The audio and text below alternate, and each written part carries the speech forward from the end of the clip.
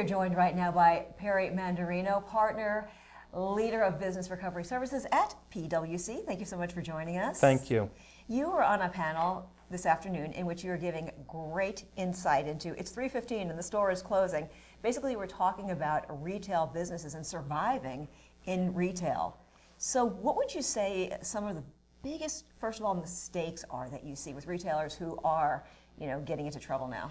Trying to do too much and not trying to be everything to everyone. Successful retailers have a niche. They know what they do well, and they do it well, and they execute flawlessly. Getting into trouble doesn't necessarily mean it's the end of the road. So a retailer who gets into trouble and then just wants to restructure, there's still hope. Of course there is. And it depends what your product is and who your customer is, and do you know your customer? Do you have something that people want? And do people want to come into your store or go online and buy what you have to sell? So there's an intersection of quality and price. It's the consumers demanding. They want high quality and low price. Not always easy to get. Exactly. What are the challenges there? How do you keep the price down when you're getting quality?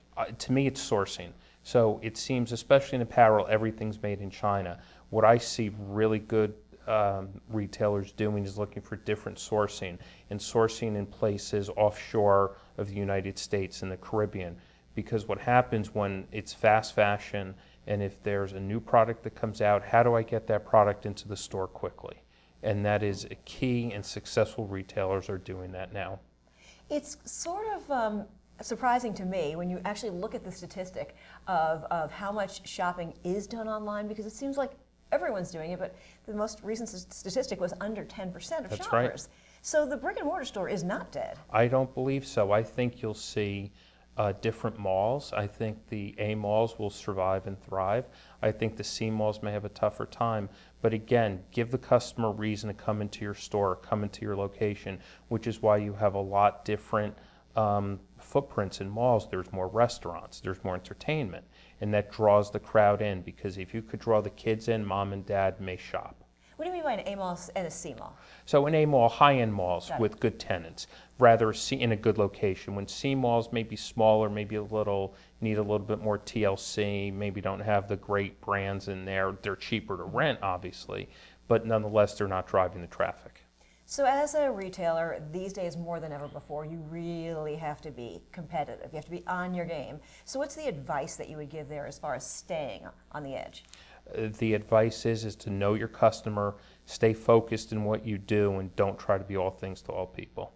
And is that the common thread that you would say, is that those companies do that? They don't try to be all things to all people? Well, it depending on the type of retailer. You have some of the bigger box retailers that will be all things to all people, so I'm excluding the big box. I'm talking about more retailers. But yes, have a product that you buy well, that you make money on the buy, and you're able to price it appropriately and give your customer an experience.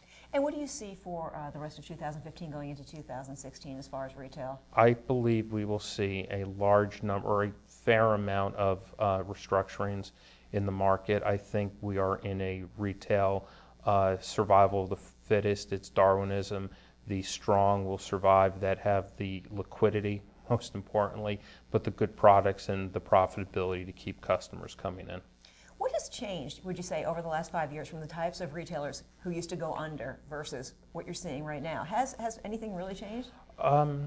There's maybe in the past few years more, and I think it's in certain sectors in specialty retail.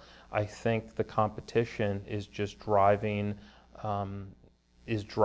everything, and so consumers aren't going to be picky and go to 7 stores. They know what they want, and they want it at the right price. And brands are probably less important now than they were 10 years ago. So people may not care what's on the back of a pair of jeans. They want good jeans that fit well at the right price. And they want the quality. They want to know if they go into a store, they're going to find the product that they have advertised. That's right. That it's there. It's not sold out. That's right. Perry, so great to talk to you. Thank you so much for Thank you. joining us. Always good to see you.